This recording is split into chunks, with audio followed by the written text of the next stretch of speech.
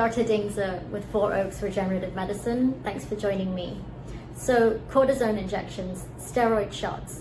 You've either had one, or you're contemplating, maybe thinking about having one, or you've had so many that you could teach a first-year medical student how to perform one. So, why do we use cortisone injections? Cortisone injections are used to manage inflammation. Inflammation from either a sports injury or chronic inflammation from osteoarthritis, which we know is a pro-inflammatory condition and wears away your cartilage. Either way, you're left with some sort of loss of function. Either you can't move how you used to, or you can't perform athletically like you want to. So it seems like cortisone injections are helpful, right? So, full disclosure, have I given cortisone injections? Absolutely.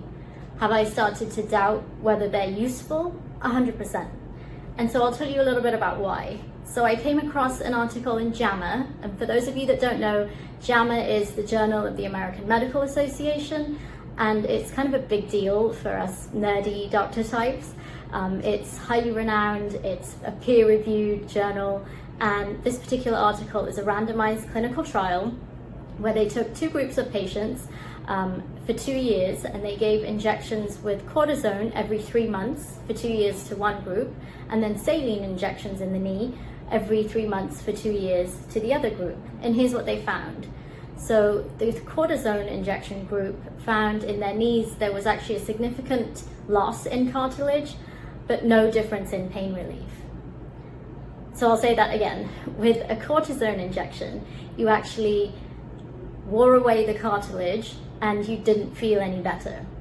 So that brings me directly to the 3 reasons why I don't think you should get a cortisone injection.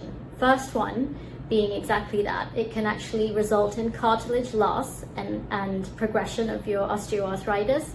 The second one being it can actually damage the joint, what we call osteonecrosis, where there's like a rapid destruction of the joint itself, and also bone loss. And the third reason is cortisone can have systemic effects, meaning system-wide in your body, and that's especially important for people with diabetes or maybe that might be pre-diabetic. So I know you might be thinking, thanks a lot, Dr. Dhingsa. I just had a cortisone injection yesterday and it would have been nice to know. So the point here is there are always alternatives. And if you've seen some of my other videos, you can see that there are lots of other options to manage your joint pain. But much, much more importantly, what I want you to sort of take from this is that now you're educated about your condition, about your treatment options, you know what questions to ask, and most importantly is that you can now advocate for yourself and do what's best for you and your joint pain. So thanks for listening and learning with me. I know there's a lot of information on the internet on this subject, but if you feel that this is helpful and you might want to share it with someone that could benefit, please do so. Again, thanks for listening.